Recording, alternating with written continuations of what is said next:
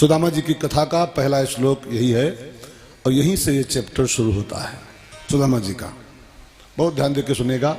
और तो मार्मिक श्लोक है। व्यास जी कहते हैं कृष्ण का कोई एक सखा था। कृष्ण स्यासीत सखा कश्चित। कश्चित माने कोई, नाम नहीं लिखा इसमें है। कृष्ण का कोई सखा ब्राह्मण था। तो हम लोग अनुमानन ये कथा कहते हैं, अनुमान के आधार पर कि ये सुदामा जी की कथा है। बाकी लिखा नहीं है सुदामा जी का नाम कहीं पर। कृष्ण का एक सखा था बस। अब इसके पीछे व्यास जी का एक क्रांतिकारी कदम है। व्यास जी मानो कहना चाहते हैं कि कृष्ण का सखा कोई भी हो सकता है। कोई था नहीं, कृष्ण का सखा कोई भी हो सकता है। बस शर्त क्या है कि वो सुदामा होना चाहिए। जो सुदामा है वही भगवान का सखा बन सकता है। भगवान के मित्र सुदामा जी थे, तो जो सुदामा जी बन पाए वो भगवान का सखा हो जाएगा। आपको भगवान से दोस्ती करने की इच्छा है, भगवान का सखा बनने की इच्छा है, तो आप सबसे पहला काम करो, आप जल्दी से जल्दी सुदामा बनने का प्रयास करो। और सुदामा का अर्थ खाली पंडित जी नहीं। सुदामा का अर्थ खाली वो पंडित जी थे, वो गुजरात में और भगवान के सखा थे, इस पर जो अटके रहोगे तो फिर आप कथा का जो पूरा लाभ लेना चाहिए ले नहीं पाओगे। फिर खाली एज ए स्टोरी उसको मान के रह जाओगे आप। पंडित जी थे, भगवान के साथ पढ़ते थे, तो चना खाए थे, तो गरीब हो गए, तो फला हो गया, फिर यही सब खाली आपके हाथ आएगा। यही से कहानी केवल बस है।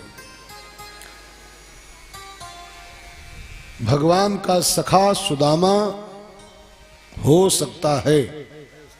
सुदामा जो हो पाए वही भगवान का सखा है। तो सुदामा कौन? बहुत ध्यान देकर के व्याख्या सुनो। सु प्लस दामा। सु माने होता है सुंदर और दामा माने होता है देह, शरीर। संस्कृत भाषा में दाम माने होता है देह। तो जिसका देह ब्यूटीफुल है, सुंदर है। आज वो है ना, वो अप्रैल फूल। आज लोग एक दूसरे को बेवकूफ बनाते हैं, फूल बनाते हैं। फूल माने बेवकूफ।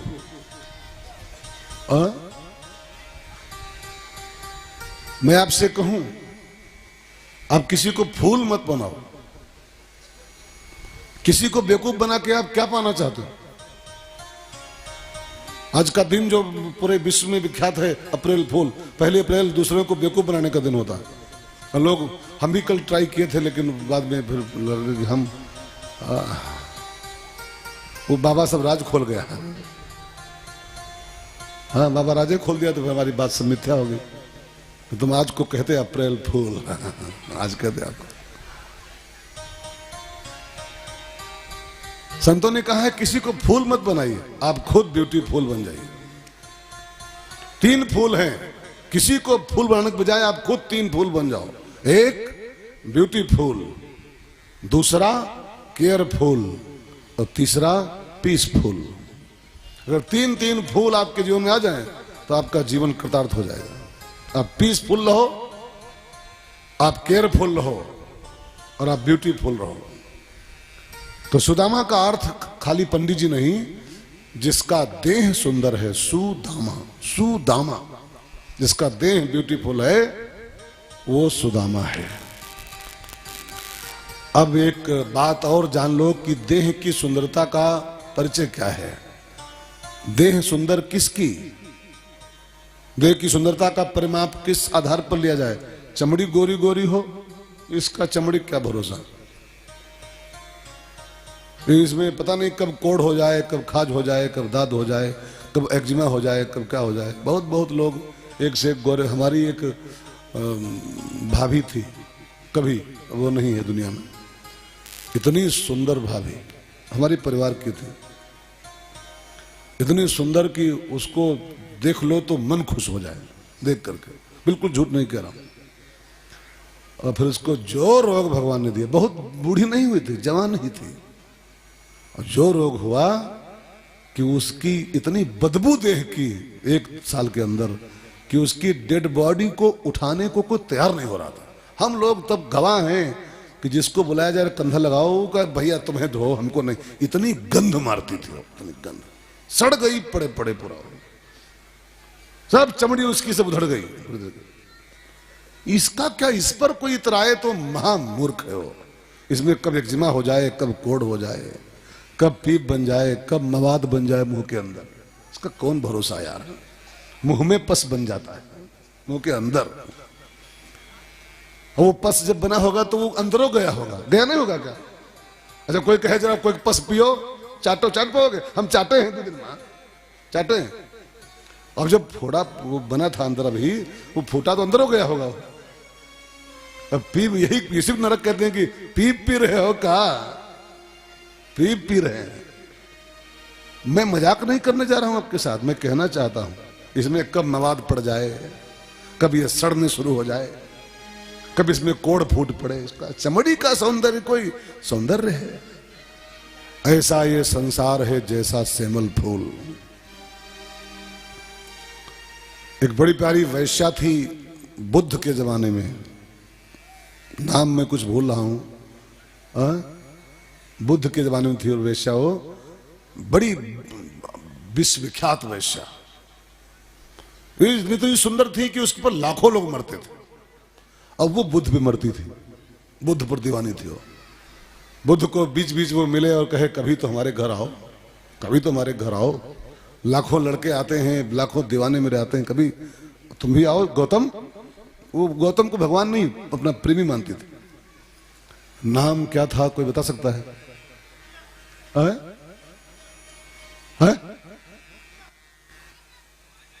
जोर से बोला।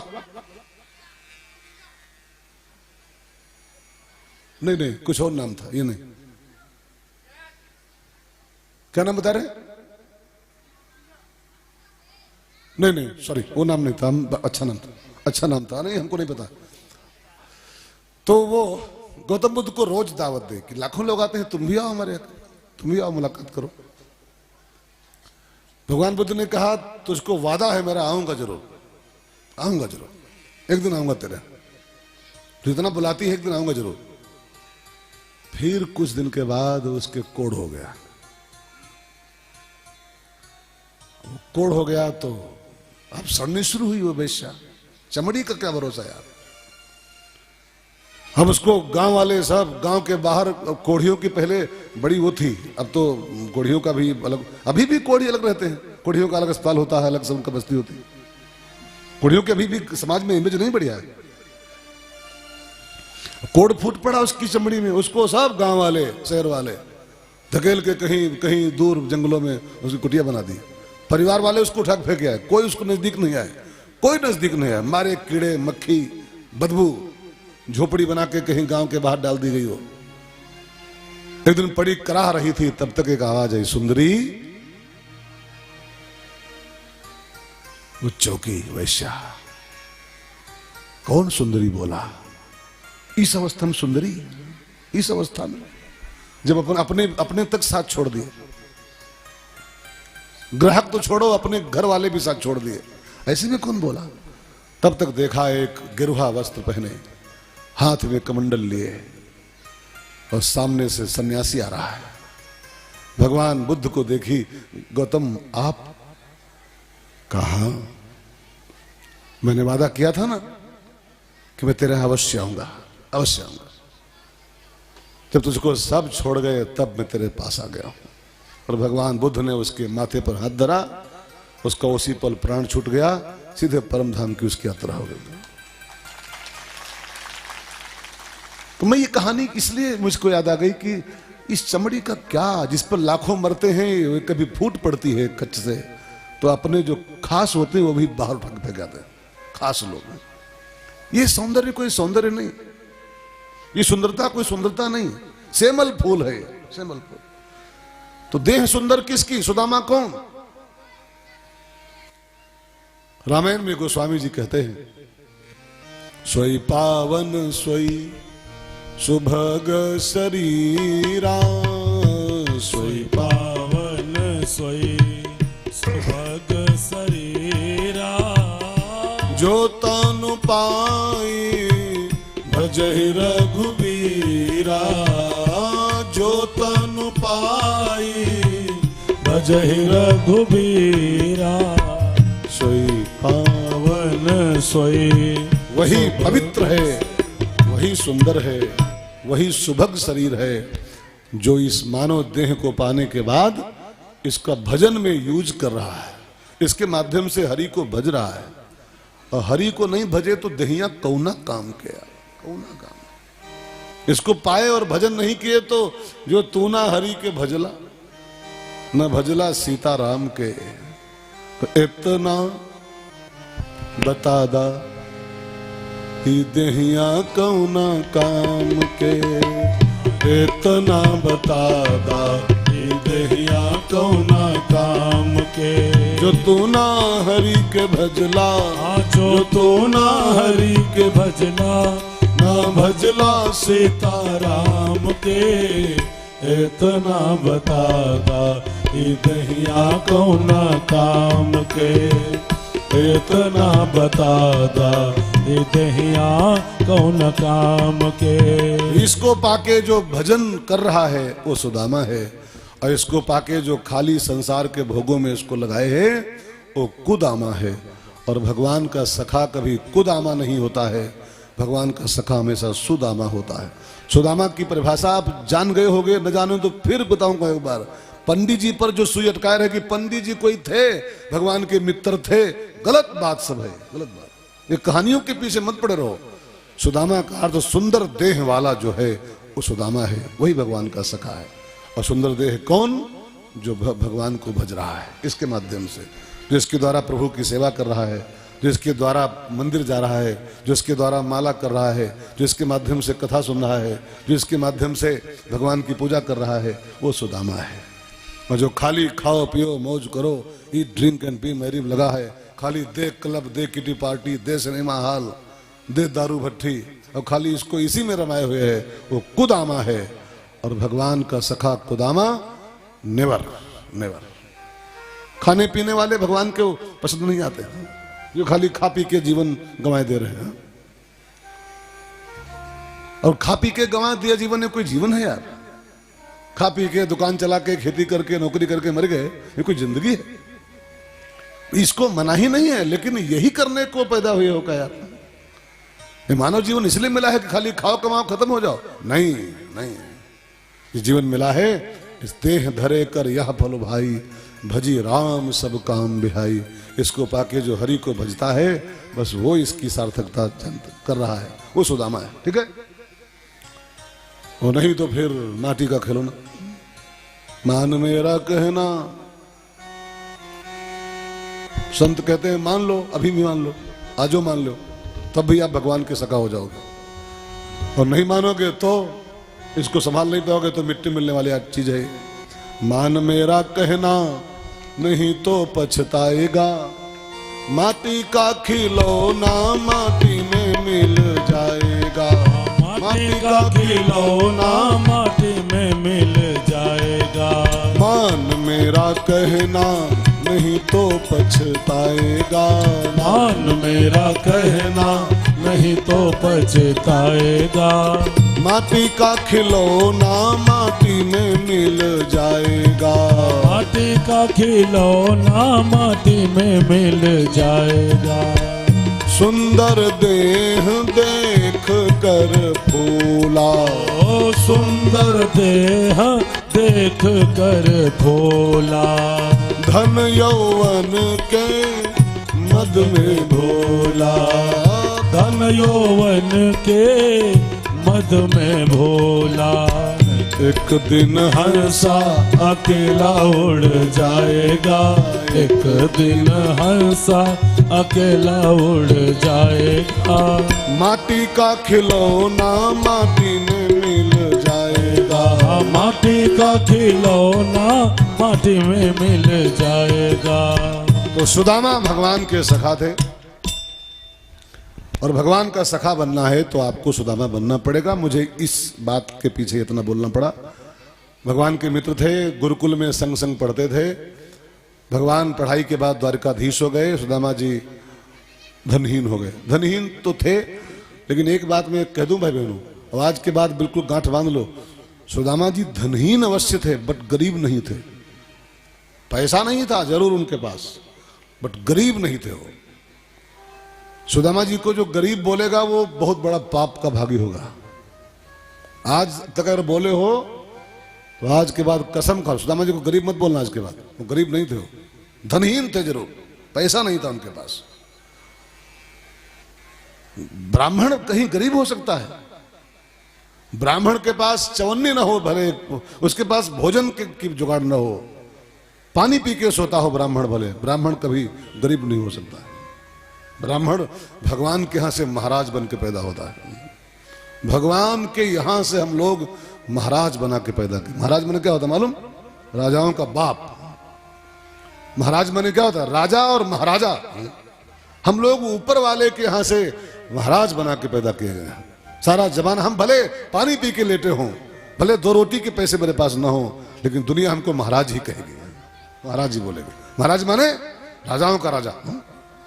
ब्राह्मण गरीब नहीं होता है कभी भी। यार आप ही फैसला करो, जिसके एक आशीर्वाद से धनहीन धनवान हो जाते हैं। एक बार माथे पर हाथ धरते तो बांझन को बेटा हो जाता है।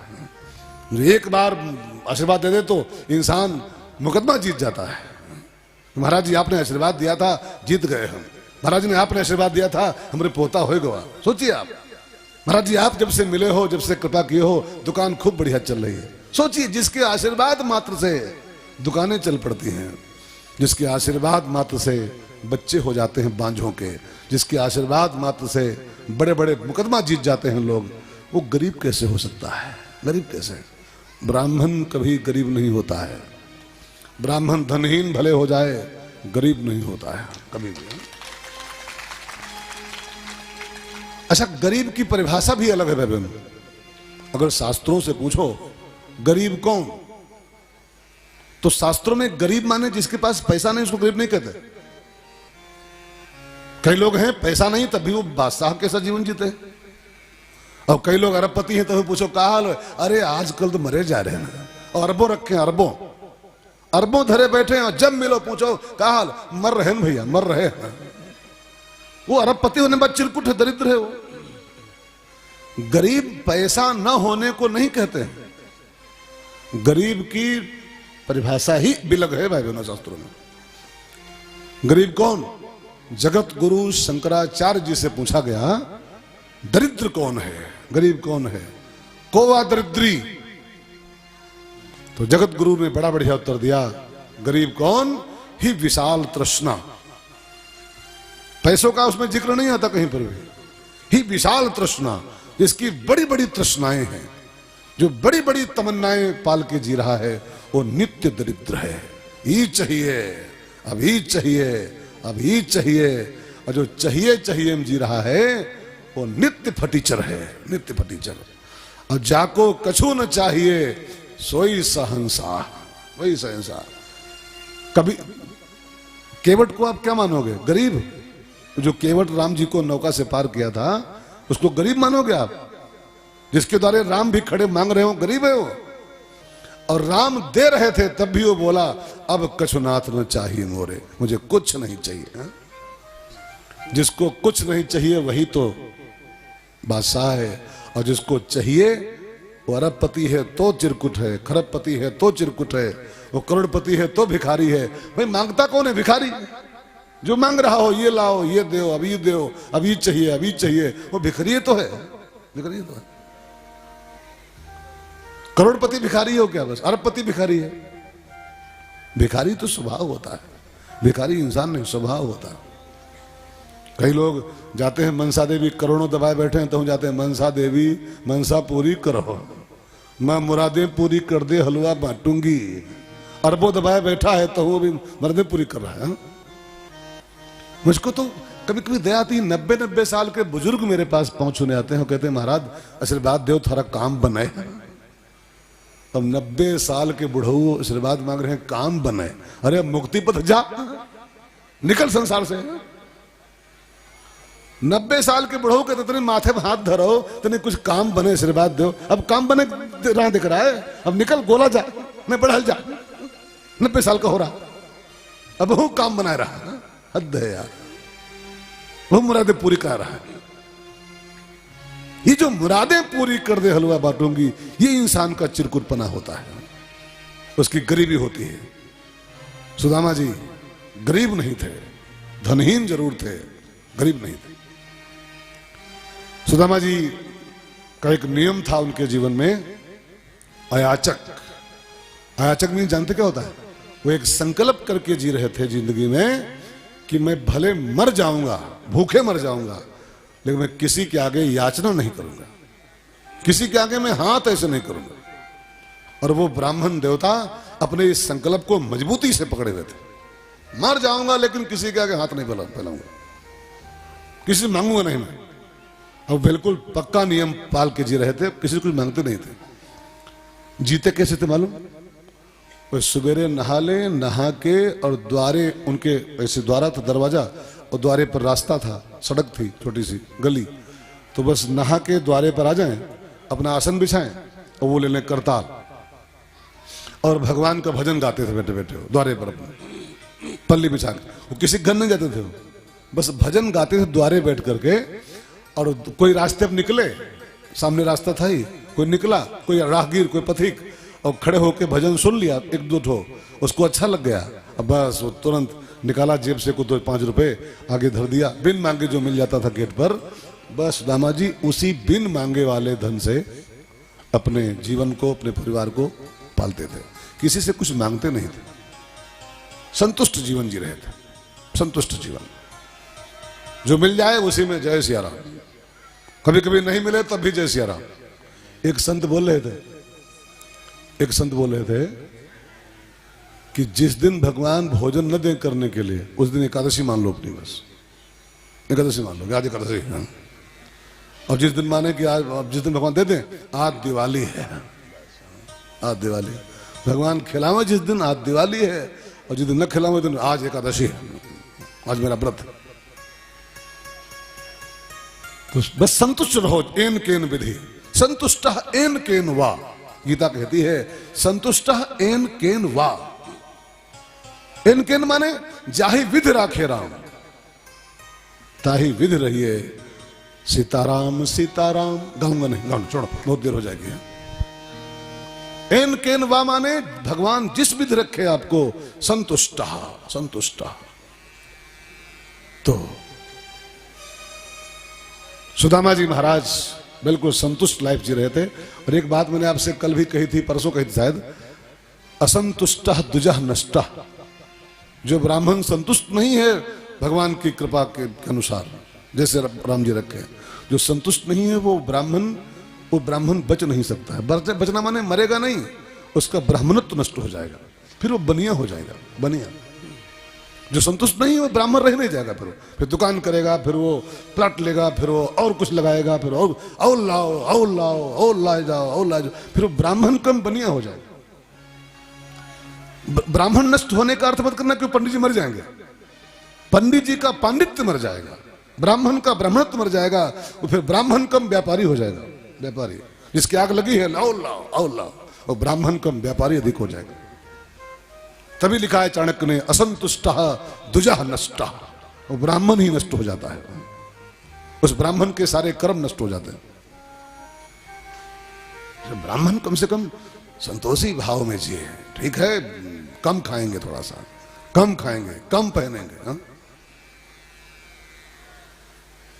शांति और संतोष छोड़ मृग तृष्णा मत पालो। शांति और संतोष छोड़ मृग तृष्णा मत पालो। बुन मकड़ी सा जाल स्वयं को कैद न कर डालो। बुन मकड़ी सा जाल स्वयं को कैद न कर डालो, स्वयं को कैद न कर डालो, स्वयं को कैद न कर डालो। बढ़ा महत्वाकांक्षाएं मत नींद हराम करो। बढ़ा महत्वा कांछाएं मत नींद हराम करो। सादा जीवन उच्च विचारों को आयाम करो। सादा जीवन उच्च विचारों को आयाम करो। विचारों को आयाम करो। विचारों को आयाम करो। सादा रह लो, सादा पहनो, सादा ही खा लो। सादा रह लो, सादा पहनो, सादा ही खा लो। उन मकड़ी सा जाल स्वयं को कैद न कर डालो। उन मकड़ी सा जाल स्वयं को कैद न कर डालो। आज के 25-50 साल पहले ब्राह्मण एक अलग झलक उनकी थी समाज में। ब्राह्मण निकलते थे तो उनकी एक अलग झलकी होती थी, अलग उनका तेज होता था, अलग उनका प्रभाव होता था। आज कहीं लगता है कि पंडित जी जा रहे हैं, ये ब्राह्मण देवता जा रहे हैं। सब इसी में गड्ढमड्ढ हो गए। जो काम बनिया कर रहे हैं वही पंडित जी कर रहे हैं। जो काम व्यापारी बनिया कर रहा है वही व्यापार पंडित जी कर रहे हैं। जो काम एक क्षत्रिय कर रहा है वही ब्राह्मण कर रहा है। तो ब्राह्मणों ने अपनी पहचाने खो दिया। सब असंतुष्ट दुजह नष्ट, चाणक्य किसी बेस पर बोला है, इसी बेस पर ब्राह्मण अपनी पहचान खो बैठेगा। भाई अब खुद फैसला करो। दुकान करना ये काम ब्राह्मणों का था, बनियों का था, बनियों का था। अब दुकान बनिया भी करे और दुकान ब्राह्मणों करे तो बनिया में और ब्राह्मण में फर्क कहाँ रह गया? फर्क कहाँ रह गया? फिर दोनों जब संग संग चलेंगे तो दो लोग कहेंगे पंडित जा रहा है, नहीं बोलेंगे पंडित। भाई जो काम एक बनिया कर रहा है भाई पंडित जी कर रहे हैं, तो बनिया में और पंडित में फर्क कहाँ रह गया? कोई कहे कि अरे बिना किए बसर थोड़ा है, बिना के बसर कैसे नहीं आ रहा? बसर क्या आप कर रहे हो? बसर तो परमात्मा करता है। बसर करता है परमात्मा। जब दांत न थे तब दूध दियो, जब दांत नहीं थे आपके खाली मसूड़े थे तब आपकी अम्मा के स्तनों में दूध भर दिया था उसने, आपके जुगाड़ में लगा था। वो आज भी करेगा, लेकिन पहले हमारा नहीं कर रहा है क्या? हम कौन सा व्यापार करते होते हैं? कौन सी बनियागिरी हम कर रहे हैं? अभी कोई सवेरे कह रहा था कि राजकुमार किसी से लड़ गया कल सवेरे शाम को। कोई बोल दिया कि अरे पंडित जी तो कुछ लिफाफा माल तो काटते होंगे। तो राजकुमार कल मार कर रहा था उनके साथ में कि मैं 11 साल से महाराज जी को बुला रहा हूं, आज तक 25 का सिक्का उन्होंने हमसे मांगा नहीं। ये कोई हमारा वो चेला थोड़ा है, ना हमारा कोई वो एजेंट है। वो मैंने खाली भर्रो नहीं, कोई माई का लाल ब्रह्मांड में नहीं पैदा हुआ है जो बोल दे रमेश भाई ने हमसे 25 का सिक्का मांगा है। क्या हम कहां बनिया है? क्या हम जी नहीं रहे हैं? क्या आपसे अच्छा जी रहे हैं? आपसे अच्छा जी रहे हैं, आपसे अच्छा खा रहे हैं, आपसे अच्छे हमारे बच्चे पढ़ रहे हैं। लेकिन वो लगता अरे फिर ब्राह्मण अगर असंतुष्ट जीवन जिएगा, औल लाओ तो उसका ब्राह्मणत्व ही खत्म हो जाएगा सब, फिर वो बनिया हो जाएगा। इस बेस पे कह रहा हूं, बाकी कोई बुरा मत मानेगा, बुरा मत मान लो। ब्राह्मण संतुष्ट जीवन जीना चाहिए। जाहे विद राके राम ताहे विद रहिए। अरे भगवान ने हमको ब्राह्मण बना के भेजा ऊपर से। ब्राह्मण कोई बन के नहीं आता, भगवान बनाते हैं और ये खास काम के लिए बनाते हैं, खास पहचान के लिए बनाते हैं।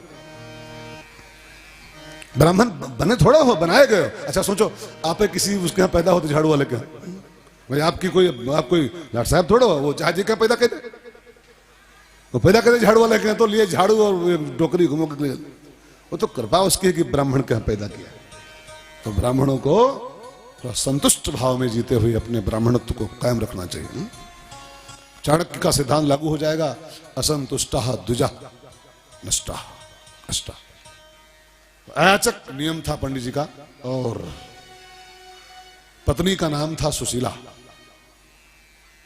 और सुशीला मैया जो पंडित जी की पत्नी थी, बड़ी संतोषी महिला थी, बड़ी धीर गंभीर महिला।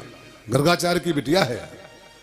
गर्गाचार्य माने कोई सामान्य पंडित नहीं थे। गर्गाचार्य जी उस द्वापर के बहुत महान पंडितों में गिनती उनकी थी, द्वापर के संतों में। उनकी बिटिया है सुशीला। ऐसी पत्नी पंडित जी को मिली थी। और एक बात कहूं ना, पत्नी अगर सुशीला मिल जाए, चलो इंसान का भाग्य जाग गया। सुशीला पत्नी, सुशीला नाम नहीं, खाली नाम से खाली का होता है। नाम तो नाम है। कई देवियों का नाम होता है शांति देवी, अब कोई खुश हो, हमारी बीबी का नाम शांति देवी है, पर अपने छाती में हाथ धरो, कत्ती शांति पा रहे हो ना, कत्ती शांति पा रहे हो। शांति देवी नामस खाली का होता है, कईयों का नाम शांति देवी होगा आप में से, लेकिन कई शांति ऐसी शांति देवी होती है कि पूरा मोहल्ला उनके नाम से थरथराता है कि लादेन की काकी है। नाम शांति देवी है, लादेन की बुआ सकी है। नामों में कुछ नहीं, सुशीला जिसकी पत्नी जैसी हो मिल जाए। मैंने चाणक्य की एक किताब पढ़ी थी, चाणक्य मुझको बहुत आज याद आ रहा है। चाणक्य ने लिखा है 5 वस्तुएं धरती का गहना है, 5 वस्तुएं धरती का भूषण। कौन कौन गिनो। पहला भूषण धरती का गहना, स्त्री का नहीं, इस भारत माता का गहना 5 आइटम। 1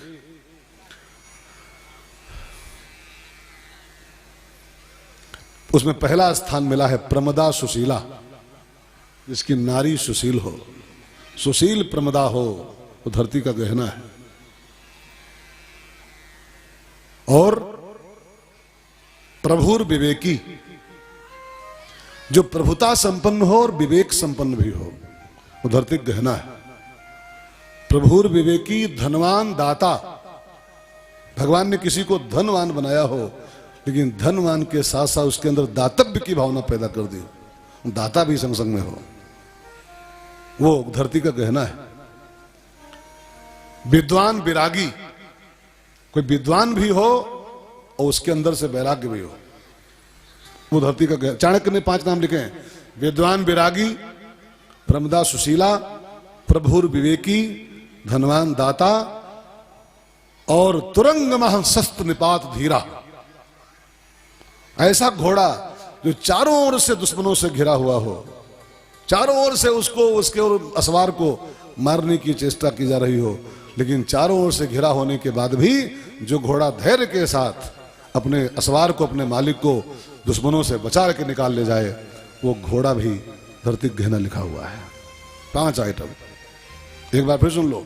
विद्वान विरागी, प्रभुर विवेकी, धनवान दाता, प्रमदा सुशीला और तुरंग शस्त्र निपात धीरा। वो चेतक का नाम सुना आप लोग, राणा प्रताप घोड़े का चेतक।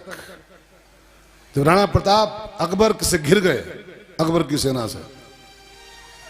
अकबर बिल्कुल राणा प्रताप के पीछे पड़ा हुआ था, हाथ धोए कि इसको मार मिले तो मेरा काम हो जाएगा, क्योंकि ये हिंदुओं को बचाए हुए, हिंदुओं की आन बान को बचाए हुए, इसको मार पाऊं तो मेरा जो मिशन है वो इस्लामीकरण का वो पूरा हो जाएगा। अब अकबर राणा प्रताप को घेरवा लिया चारों ओर से, सेना सब। अब अकबर था, राणा प्रताप बेचारे कमजोर पड़ रहे थे उसके सामने। अंदर से नहीं कमजोर थे वो, बाकी उनकी क्षमता कमजोर थी उससे। कहां वो दिल्ली का सम्राट, कहां वो एक टुकड़े के सम्राट, राजस्थान के खाली, मेवाड़ के।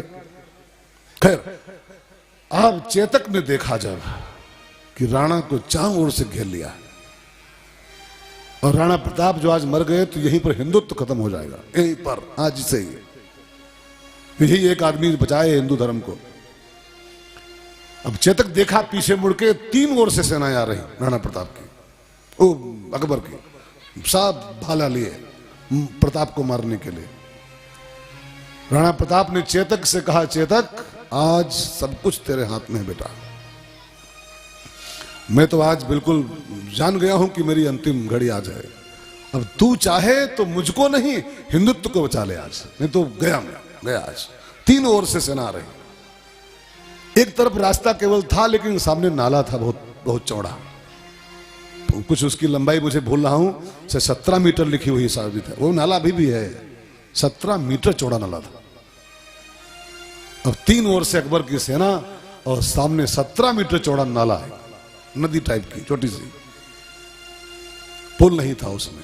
राणा प्रताप ने कहा, चेतक बस आज तू ही संभाल तो संभाल, नहीं तो आज हिंदू धर्म का गौरव नष्ट हो जाएगा यहीं पर। चेतक की आंखों में आंसू आ गए। 3 ओर से दुश्मनों की सेना और सामने 17 मीटर चौड़ी नदी। अब उस नदी में अथाह पानी, अथाह पानी, पुल उल कुछ नहीं। चेतक ने भी ठान ली कि आज ये धरती का गहना बता रहा हूं मैं आपको, धरती का भूषण है वो।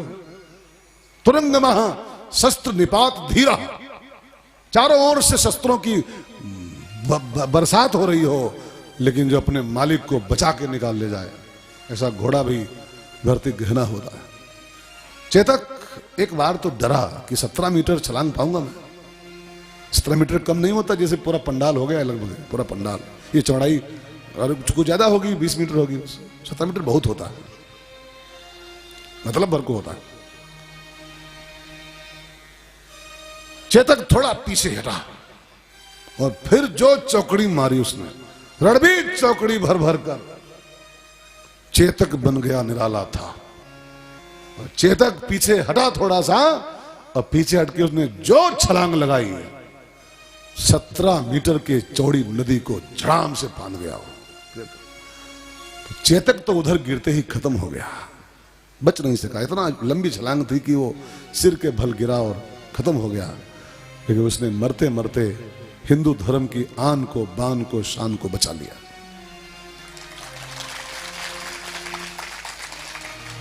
जहां पर चेतक मरा था वहां पर उसकी समाधि बनी। लाखों लाखों दर्शनार्थी जाके उस घोड़े की समाधि की धूपबत्ती करते हैं। वो धरती का गहना बन गया। तो जिसकी सुशीला प्रमदा हो, आहा, सुदामा जी की तरह, वो वैसी नारी भी धरती का भूषण लिखी हुई। संजोग से पंडित जी को जो नारी मिली थी वो सुशीला नाम था उसका, और जैसे नाम था वैसे थी। आजकल तो बस जय सिया राम सब मामला है, सब मामले जय सिया राम। राम भगवान राम बनाए जोड़ी, एक अंधा एक कोढ़ी। कोई कोई जोड़ी भले जम जाए, बाकी तो सब राम जानते हैं खाली का बीतती है। एक आदमी से पूछा कि जब से आपकी शादी हुई है तो शादी के बाद कैसा फील कर रहे हो, दोनों में कैसा पटरी खा रही है, खुश हो शादी के बाद? तो वो आदमी बोला पुरुष हो। कहा अरे जब से शादी हुई बहुत चकाचक, खूब खुश दोनों प्राणी खूब खुश हैं। तो कैसे खुश हो? कहा वो किचन से बर्तन फेंक के मारती है तो जो लग जाता है तो वो खुश होती है कि लग गया, और जो बाई चांस कहीं हम बच पाते हैं तो हम खुश होते हैं। दोनों प्राणी खूब खुश हैं। अब ऐसे खुश हो, इसको खुशी कहते हैं कि लग गया तो वही खुश हो, ना लगा तो हम खुश हैं। फेंक के मारती भगवना करैया करछुल खचाखच, लग गया तो वो खुश हो, ना लगा तो हम खुश हैं। दोनों प्राणी खूब मस्त हैं। ऐसी मस्ती मुबारक। पंडित जी की पत्नी का नाम सुशीला था। जैसा नाम था वैसे बहुत संतोषी महिला थी। एक साड़ी पाई थी मैके से, उसी में जीवन काट रही थी। कभी कभी थोड़ा बहुत कुछ मिल जाए तो 10 रोटी बन जाए मान लो, तो पंडित जी खा लें, बच्चे खा लें, और सुशीला का जब नंबर आए लास्ट में तब तक कुछ बचे नहीं तो पानी पी के सो जाए। लेकिन कभी शिकायती मूड में नहीं आई। एक बार ऐसा मौका आया कि 3 दिन हो गए, कुछ कारण रहा होगा, मौसम खराब रहा होगा, कुछ और रीजन रहा होगा, पंडित जी बेचारे कुछ पाए नहीं। द्वारे बैठ के भजन करें और कोई निकले नहीं तो मौसम खराब रहा होगा, पानी नहीं गिरता रहा होगा, जो भी रीजन रहा हो, लिखा नहीं कुछ है, लेकिन कुछ आया नहीं गेट पर, द्वारे पर आया नहीं तो बनेगा। 3 दिन से चूल्हे में अग्नि नहीं पड़ी। अब बच्चे भूख से सब बिलबिला उठे। बड़े लोग संतोष कर सकते हैं पानी पी के, लेकिन बच्चों को तो कुछ चाहिए होता है। जब तीसरे दिन की शाम हो गई और कुछ मिला नहीं भोजन बच्चों को, तो बच्चे सब गस खाने लगे। गस समझते हैं? चक्कर आना लगा। छोटा वाला तो भी 2.5-3 साल का ही था, वो बेहोश होके गिर गया। और जब बच्चे गिरने लगे चक्कर खा खा करके, तब सुशीला की थोड़ी हिम्मत हिल गई। और जिंदगी में शादी को 20 साल हो गए थे, लेकिन पहले कभी शिकायत नहीं करने आई थी। आज पहली बार द्वारे पर आई। पंडित जी बैठे अपना राम राम कर रहे थे, के पास आई, प्रणाम किया। कहा पंडित जी आप तो सुबह नहा के निकल लेते हो, भजन में लग जाते हो, तुम्हें खबर नहीं है अंदर क्या हो रहा है? जानते हो 3 दिन से हम लोग पानी पी के रह रहे हैं। हम लोग बड़े लोग पानी पी के 2-4 दिन और काट लेंगे, लेकिन बच्चों को तो नहीं कटेगा। 3 दिन से बच्चों के पेट में एक कौर नहीं गया है, और हम मांग सकते नहीं किसी का। अयाचक नियम जी रहे हैं, बना के जी रहे हैं। पंडित जी कुछ सोचो, बच्चों के लिए कुछ सोचो। हम सबकी छोड़ो, बच्चों के लिए कुछ सोचो। क्या सोचे देवी, भजन तो कर रहे हैं। सुदामा जी ने उदास मन से कहा, क्या सोचे देवी, भाई ब्राह्मण का धर्म में भजन करना मैं कर रहा हूं, अब भगवान भूखे रख रहे हैं तो हम क्या करें इसके लिए। तुम ही बताओ देवी, तुम ही कोई रास्ता बताओ, क्या सोचे, क्या करें। तो सुदामा जी को उसकी पत्नी ने एक बड़ा बढ़िया राय दिया कि है मित्र आपके द्वारिकापति, है मित्र आपके द्वारिकापति, हे आपने ही बतलाया है मित्र आपके द्वारिकापति, ये आपने ही बतलाया है। उस धनी का मित्र दुखी जग में, उस धनी का मित्र दुखी जग में, कैसे उस धनी को भाया है। उस धनी का मित्र दुखी जग में, कैसे उस धनी को भाया है। आपने कई बार चर्चा में, बातचीत में बात कही है कि आपका एक सखा है, द्वारकाधीश है, वो सोने की नगरी का राजा है, संदीपनी के आप दोनों साथ पढ़ते थे और आपको बहुत मानता भी है। तो जिसका इतना अमीर सोने की नगरी का मालिक मित्र हो और उसके दोस्त के बच्चे भूख से तड़प रहे हो, मर रहे हो, और इतना अमीर मित्र आपका, इतना प्यार करने वाला मित्र है, तो मेरी इच्छा है स्वामी एक बार द्वारिका जाओ, एक बार द्वारिका जाइए। इतना बड़ा आदमी है, तुम्हारा मित्र है, जाओगे तुम्हारे ऊपर थोड़ी कृपा कर देगा तो लोग मस्त हो जाएंगे थोड़ी कृपा में ही।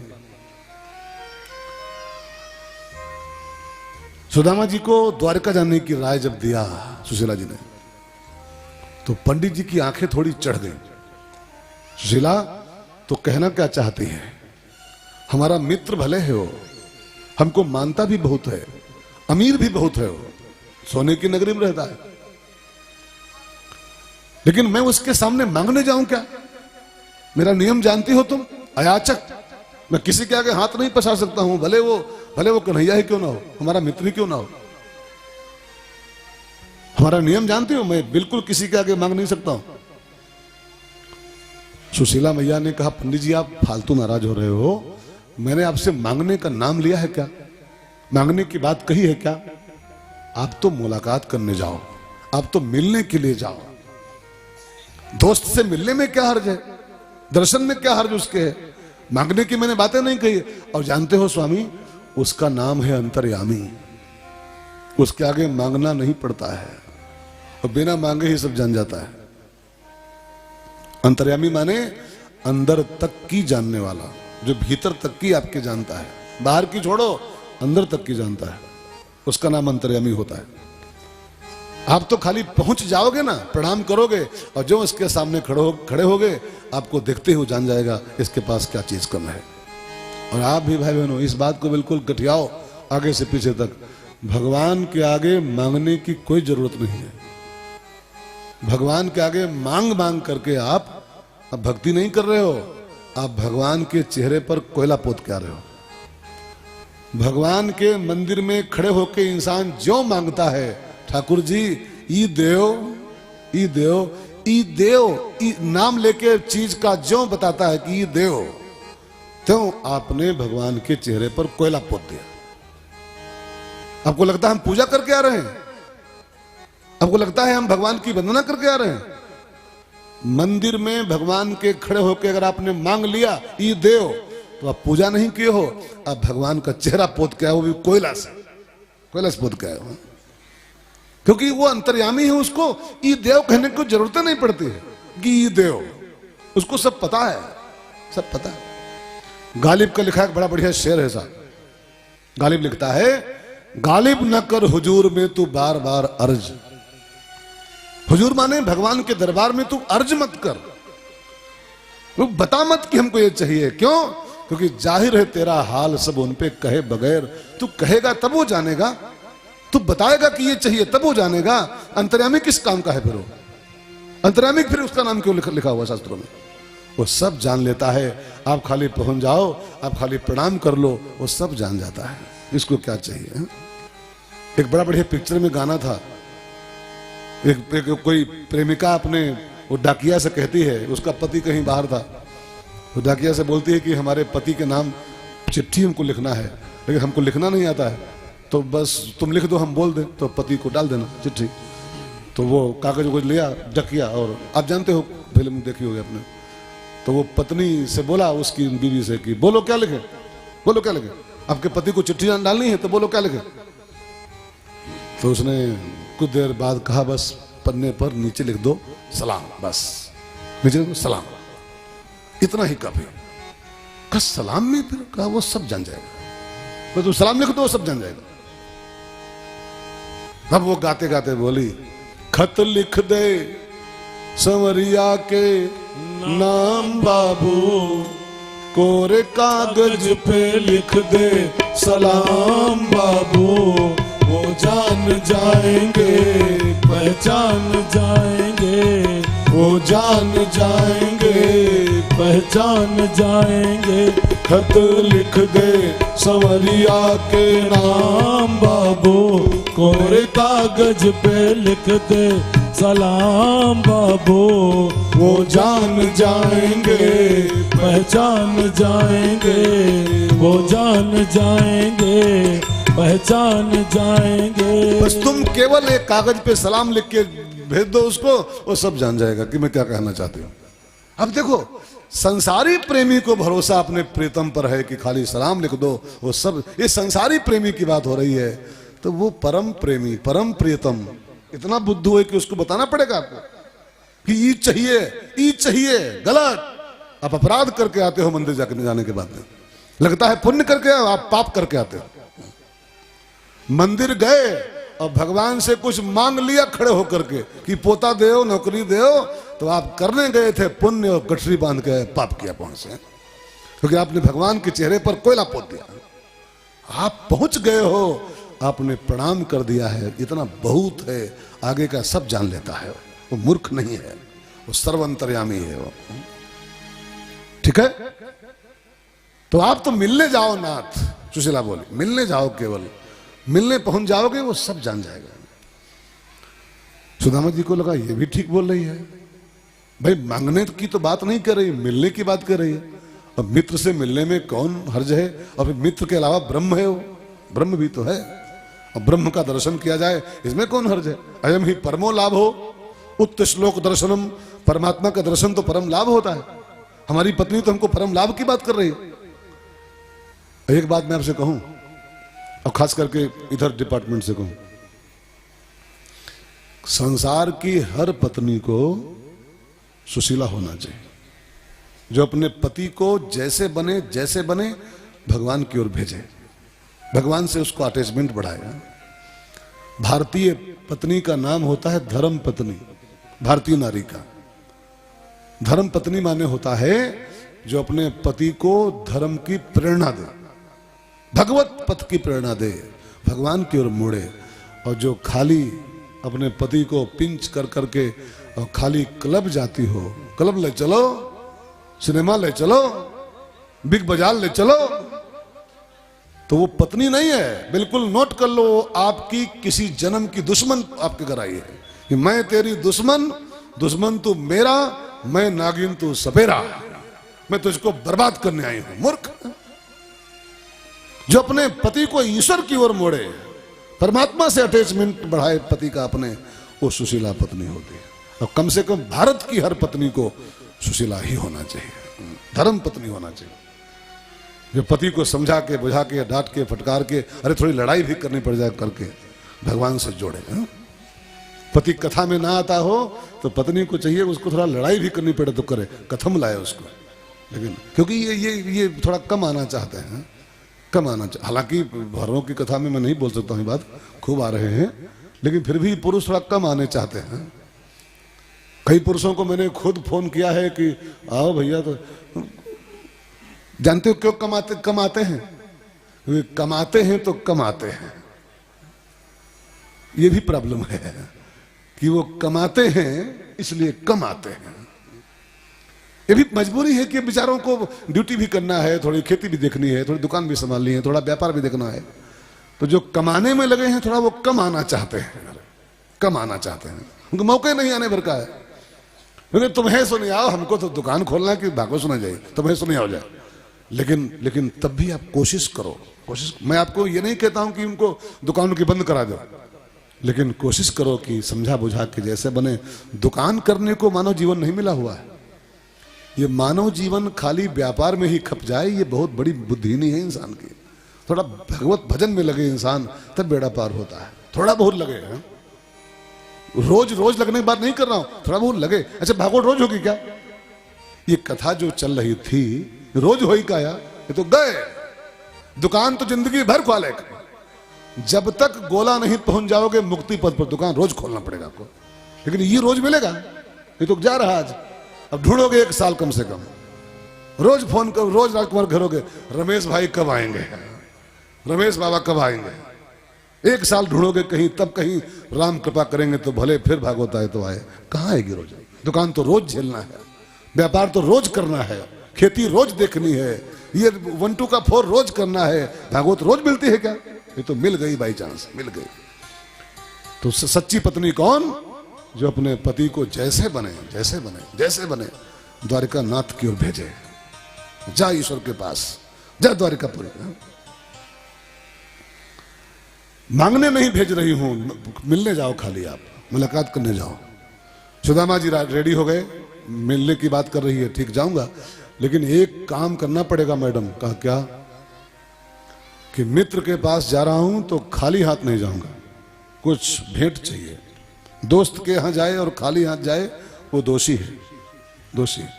शास्त्रों में लिखा है 3 स्थानों पे खाली हाथ नहीं जाना चाहिए। 1 मित्र के यहां, दूसरे अपने गुरु के यहां, और तीसरे भगवान के दरबार में, मंदिर में। 3 स्थानों पर खाली हाथ मत जाओ। कुछ न कुछ आपके पास होना चाहिए। कुछ नहीं है तो एक फूल लेके जाओ, कुछ नहीं तो एक तुलसी की पत्ती लेके जाओ, लेकिन 3 स्थानों पे खाली हाथ जाना मना। मित्र के यहां खाली हाथ जाना मना, गुरु के यहां खाली हाथ जाना मना, और प्रभु के यहां खाली हाथ जाना मना शास्त्रों में।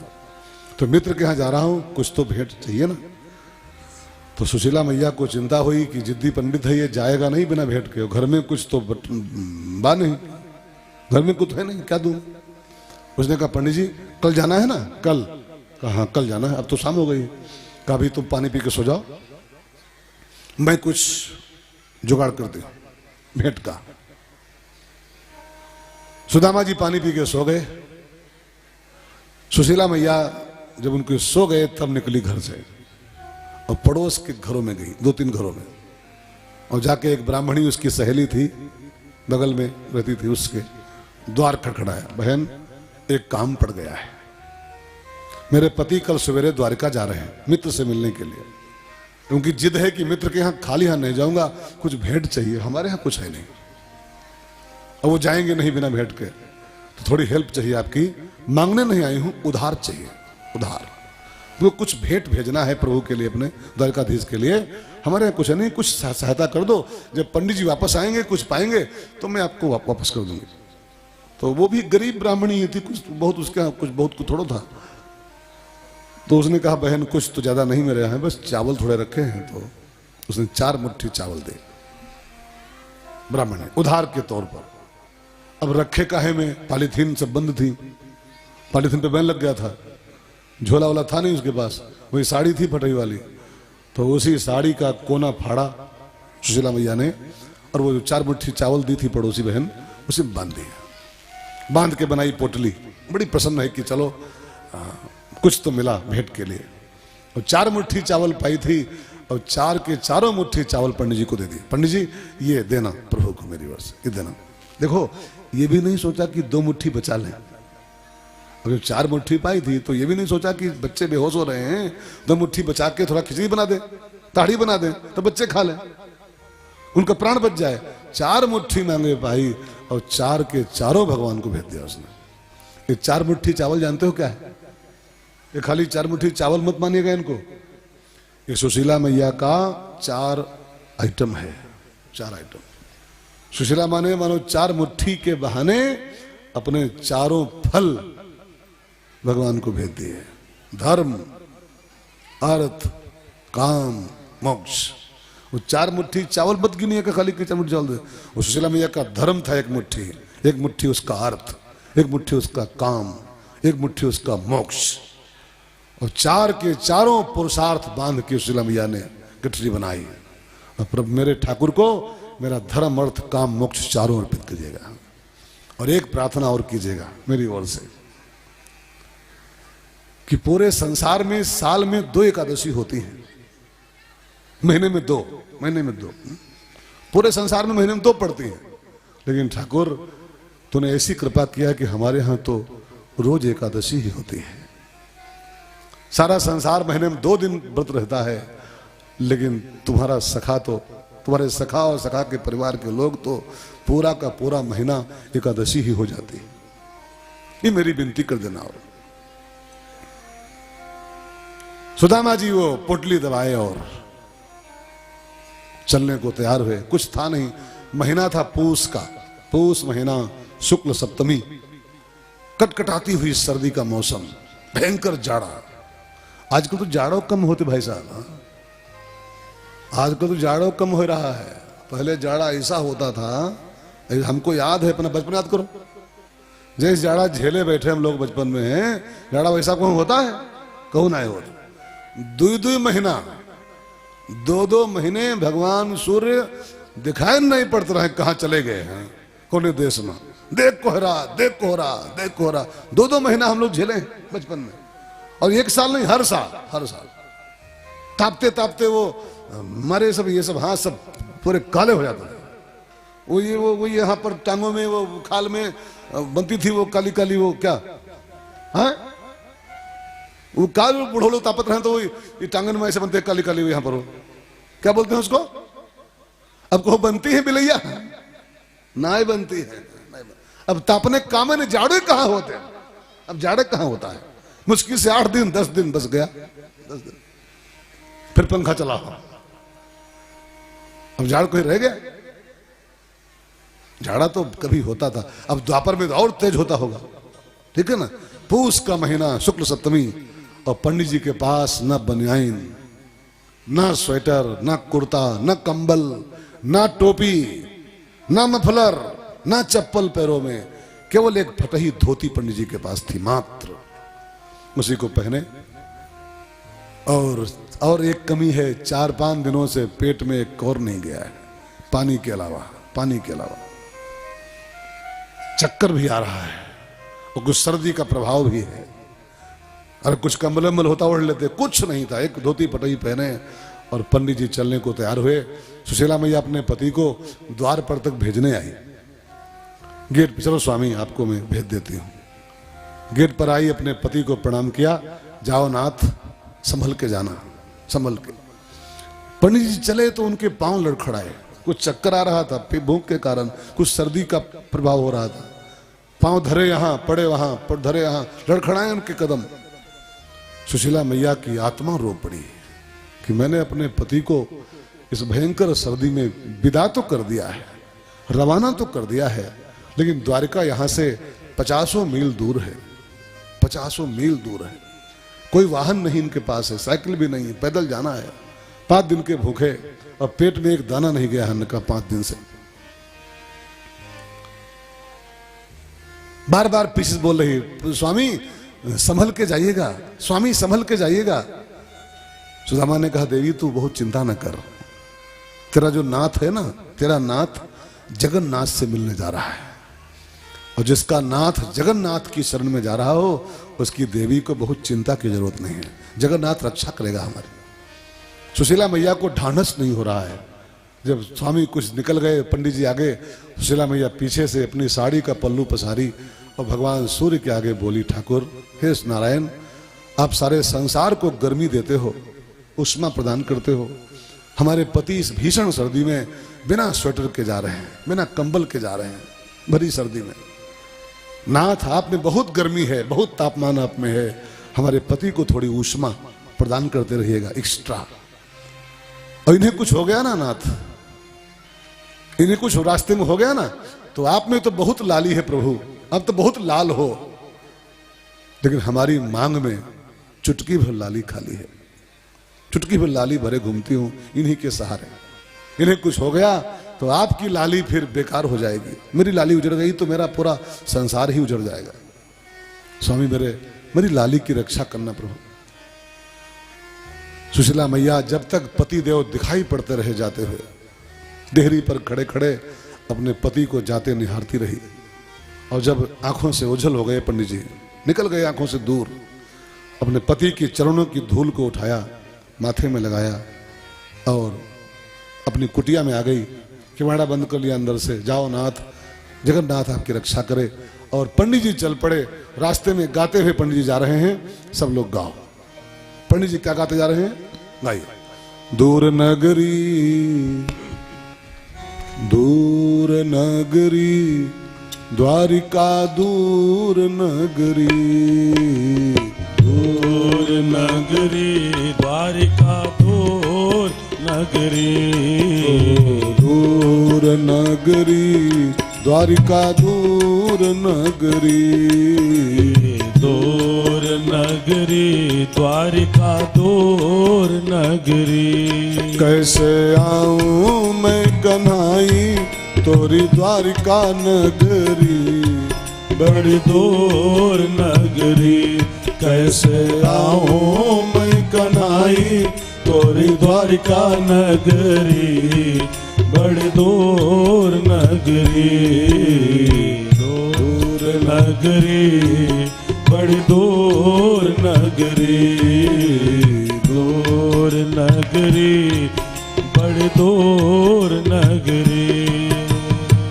धीरे धीरे चलूं कान्हा देर मोहे लागे, धीरे धीरे चलो कान्हा देर मोहे लागे, धीरे धीरे चलूं कान्हा देर मोहे लागे, धीरे धीरे चलो कान्हा देर मोहे लागे।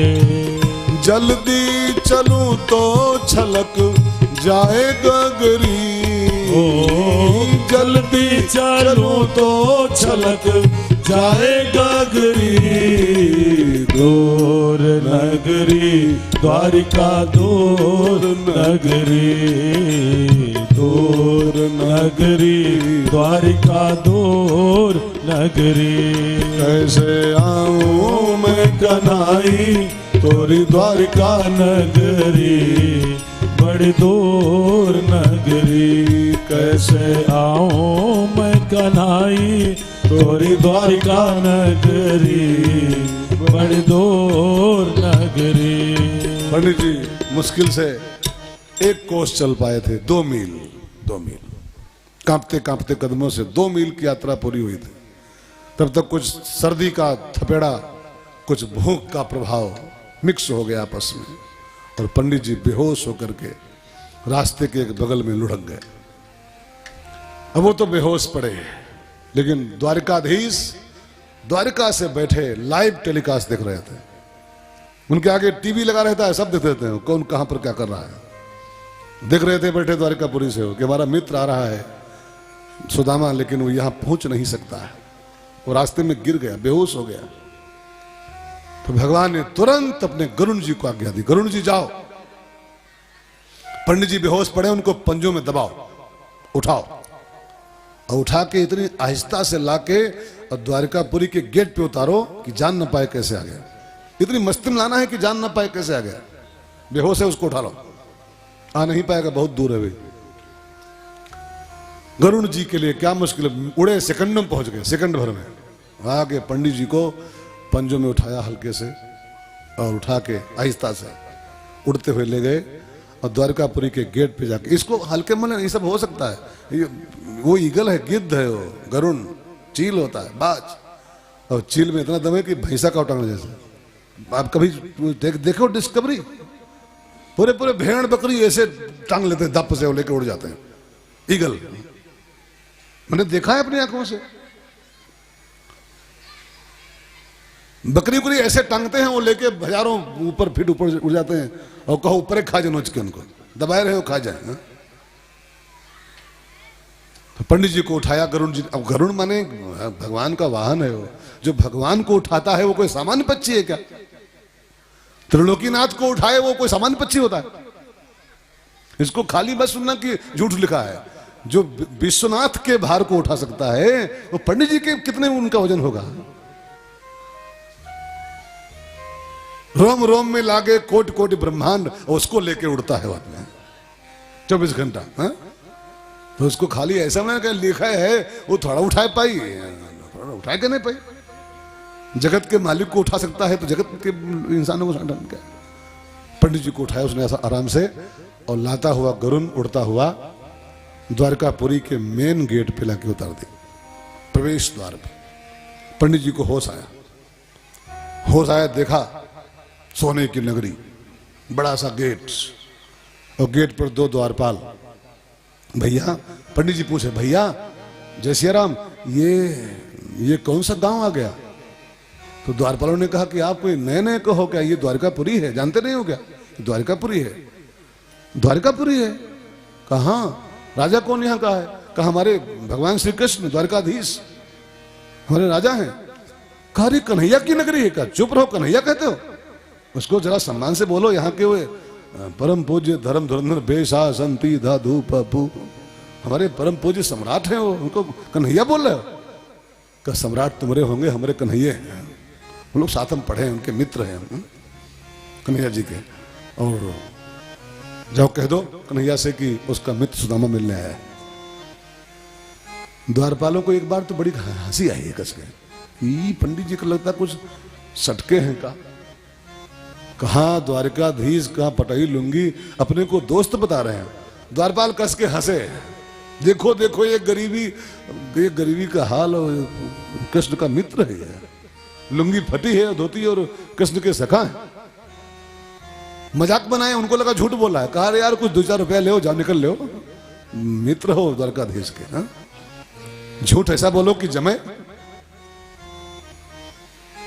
अरे कोई ऐसे बोले मोदी तो हमारे घर आके चाय पी के रहे हैं, तो इतना झूठ बोलो कि कुछ जमे कि वो सही लगे। मोदी हमारे घर आए थे कल और चाय पिए थे, तो इसमें कल बोल रहा था कि वो कल हवाई जहाज से आएगा, वो बंबई से।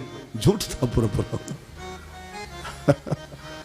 हमारे बुलाए बंबई से कोई आएगा, हद है यार। झूठ ऐसा बोलो तो पकड़े गए, हल्का बोलते तो थोड़ा सा छिप जाता, भले झूठ थोड़ा बड़ा बोल दिए थे हम कल।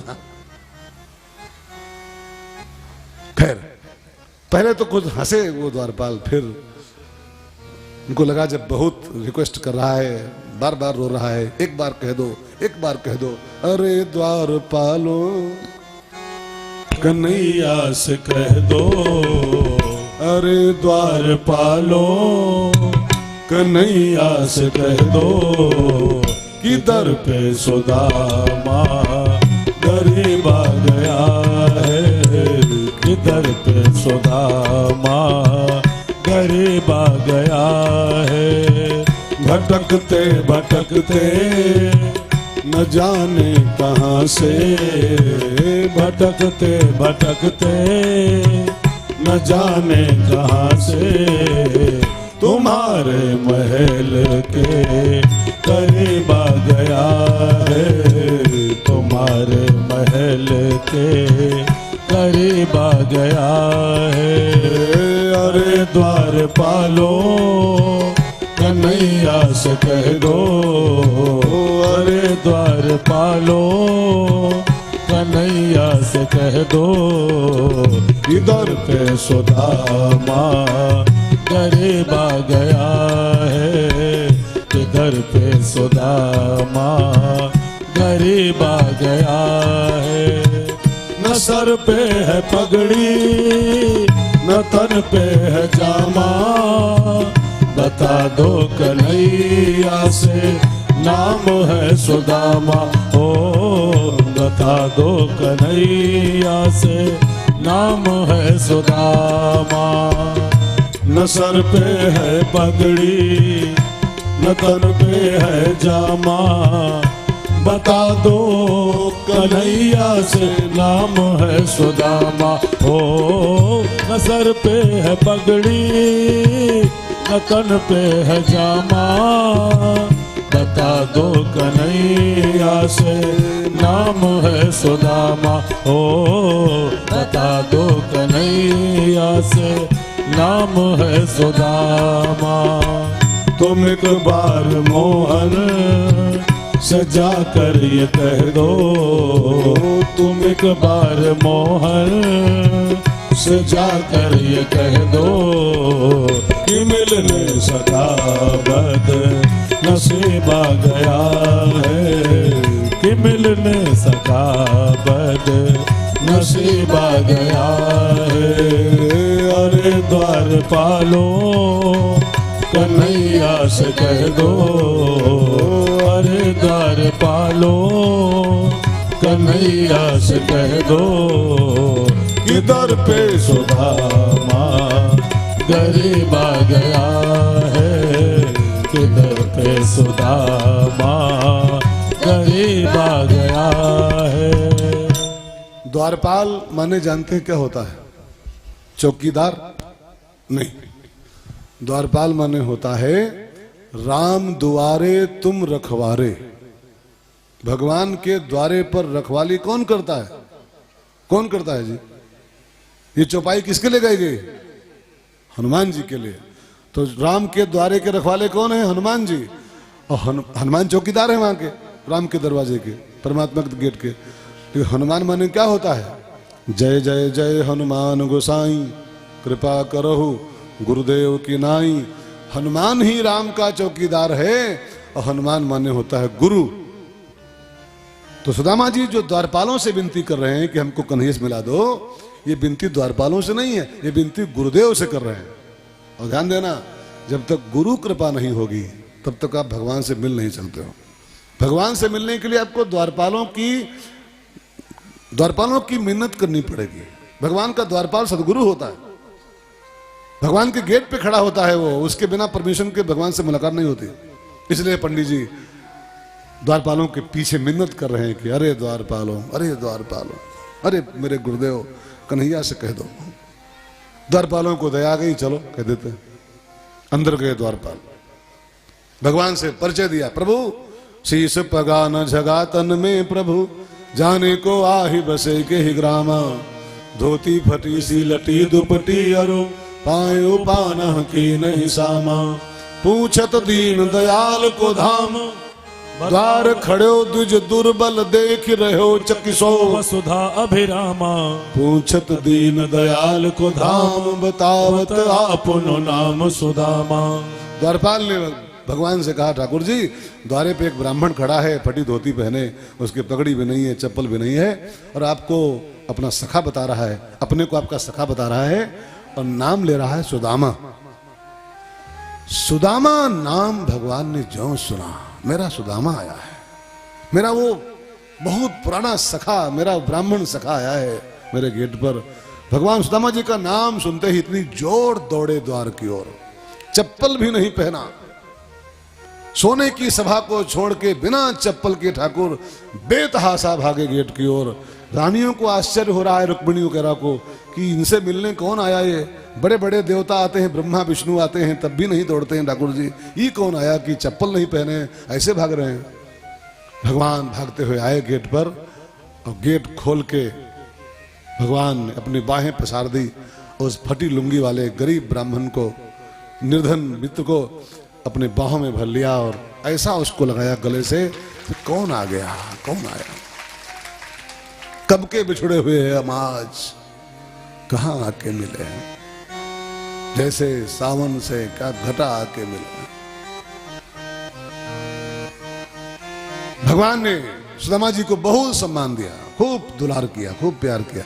ये कथा एक संदेश दे रही है हमें। ये कथा एक संदेशा देना चाहती है, मान लो तो अच्छा रहेगा। ये कथा कह रही है कि सोने की नगरी में रहो जरूर, लेकिन जब कोई फटी धोती वाला आदमी आपके गेट पे आ जाए तो सोने की नगरी का गेट खोल के उस फटी धोती वाले का थोड़ा सहारा बनो, थोड़ा उसको सहारा दो, थोड़ा उसको प्यार दो। सोने की नगरी में रहना माने अमीर जीवन जीना। सोने की नगरी का अर्थ मत वो करना कि वो सोने की दीवार है, वो सोने के वाड़ा। सोने की नगरी का अर्थ होता है समृद्ध जीवन। जैसे अपने देश का नाम कभी क्या था? सोने की चिड़िया, जहां डाल डाल पर सोने की चिड़िया करती थी बसेरा। तो ये सब गाने क्यों लिखे गए? सोने की चिड़िया हिंदुस्तान, सोने चिड़िया, इसका नाम सोच रहे क्यों था? क्योंकि ये देश कभी बहुत संपन्न था, बहुत संपन्न था। और कई एंगल से संपन्न था, कई एंगल से। पैसों में संपन्न था, अरे यहाँ का हीरा आज भी रखा है, लंदन की शान बढ़ा रहा है। कोहिनूर यहाँ का था, रणजीत सिंह के मुकुट में था, वो तो अंग्रेज लूट के ले गए हैं। कितने जहाज चले हैं पानी के, बरसों बरस ढोए हैं माल यहाँ का, बरसों बरस भर भर के पानी के शिप, बड़े बड़े मोहरे असरफियां, और सालों साल यहाँ का माल वहां पहुंचाया गया। ये कभी इतना मालामाल कंट्री था हमारा, जहां डाल डाल पर सोने की चिड़ियां करती थी बसेरा, है नहीं कहूंगा थी। अब तो घर, अब का पता फिर कब आ जाए तो आ जाए, लेकिन बड़ा मुश्किल है। हमारा बहुत कुछ तो बाहर चला गया। अरे धन, वो धन की छोड़ो, हमारे यहाँ आध्यात्मिक धन बहुत था। नालंदा में इतने इतने पुस्तकें थी, धर्म पुस्तकें। जब उसको अंग्रेज आग लगाए हैं नालंदा विश्वविद्यालय को, तो 6 महीना हमारे यहाँ के शास्त्र जले हैं, खाली 6 महीना जले हैं वो शास्त्र। तो हमारी कई कई धरोहरें नष्ट कर गए अंग्रेज जाते जाते। माल ले गए तो ले गए, हमारा बहुत कुछ और भी ले गए हैं, बहुत कुछ। खैर, तो सोने की चिड़िया माने क्या होता है? अमीर देश था कभी, समृद्ध राष्ट्र। जैसे जैसे सोने की चिड़िया, ऐसे ही सोने की द्वारिका, इसका अर्थ होता है। अब सोने की द्वारिका माने वो मत फंसना कि वो सोने की दीवारें रहे, वो सोने किवाड़ा रहे, सोने की छत रहा, ये कुछ नहीं। वो अमीर देश था, भगवान संपन्न जीवन जी रहे थे। लेकिन संपन्न जीवन जीते हुए उस संपन्नता की सार्थकता इसी बात में है कि संपन्न आदमी के गेट पर जब कोई गरीब आदमी आ जाए तो संपन्न अपनी अमीरी का गेट खोल करके और उस गरीब को थोड़ा सहारा दे दे, उस गरीब की थोड़ी हेल्प कर दे। ये अमीरी की सार्थकता होती है, अमीरी की धन्यता होती है। लेकिन आजकल की अमीरी प्यारे, एक बड़ी बड़ी शहर है साहब, सुन लीजिए, महाराजा फरमाइए। जिनके गेटों पर लिखा होता था कभी ये फरमान कि मेहमान होता है हमारा भगवान के समान, हमारे गेटों पर कभी ये वाक्य लिखा होता था आज के 50-100 साल पहले कि अतिथि देवो भव, स्वागतम, ये सब लिखते थे हम लोग, ये सब स्वागतम, अतिथि देवो भव, मेहमान हमारा भगवान होता है। ये सब सेंटेंस हमारे घरों के गेटों पर होते थे। लेकिन आज अमीरी का जो आलम है, जो तरक्की जमाने की हुई है, वो तरक्की का हाल देखो कि जहां स्वागतम लिखा होना चाहिए था, जहां अतिथि देवो भव लिखा होना चाहिए था, लिखा होता था, वहां लिखा है कुत्तों से सावधान, कुत्तों से सावधान, कुत्तों से सावधान। इसको अमीरी कहेंगे। अमीरी की यही परिभाषा है कि वो गेट पे कुत्ता बांधो कि कोई आने न पाए इधर, फिर भूखा प्यासा भिखारी कोई आने न पाए। इसको अमीरी कहना ही गुनाह है, ये निशाचरीपना है। ये अमीरी नहीं है, ये राक्षसीपना है। जो किसी गरीब के काम ना आए, जो किसी गरीब को सहारा न दे, उस अमीरी को लानत, उस अमीरी को धिक्कार। भगवान ने तुरंत गेट खोल के उस गरीब ब्राह्मण का स्वागत किया, अंदर लाए। रुक्मिणी से कहा जरा पानी लाओ, पांव धोने हैं ब्राह्मण देवता के, ग्राम देवता नमस्कार। और पंडित जी को बैठाला चौकी पर, रुक्मिणी मैया परात लाई, जल लाई। अब भगवान ने पांव धोने के लिए जब पंडित जी के पांव पकड़े तो पंडित जी कराह उठे। एक उनके मुंह से एक आह निकल पड़ी। तब भगवान को लगा मैंने तो धीरे से पकड़ा था, ये आह कैसे किया।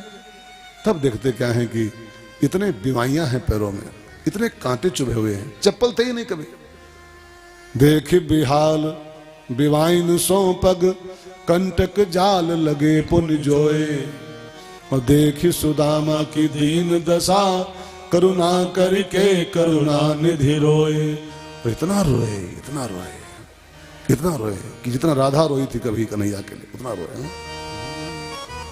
जितना राधा रोई रोई कान्हा के लिए, जितना राधा रोई रोई कान्हा के लिए, कन्हैया उतना रोया रोया है सुदामा के लिए।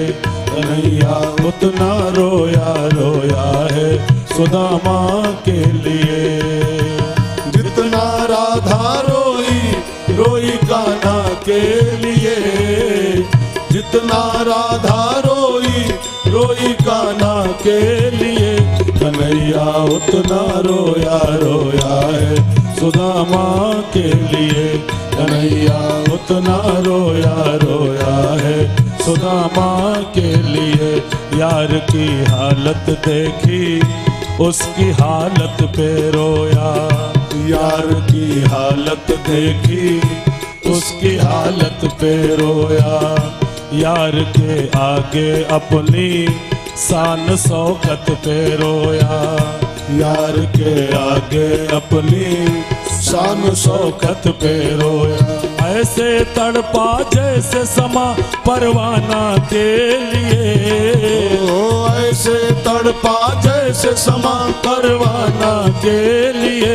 कन्हैया उतना रोया रोया है सुदामा के लिए, कन्हैया उतना रोया रोया है सुदामा के लिए। जितना राधा रोई रोई कान्हा के लिए, जितना राधा रोई रोई कान्हा के लिए। कन्हैया उतना रोया रोया है सुदामा के लिए, कन्हैया उतना रोया रोया है सुदामा के लिए। पाँव के छाले देखे तो दुख के मारे रोया, पाँव के छाले देखे तो दुख के मारे रोया।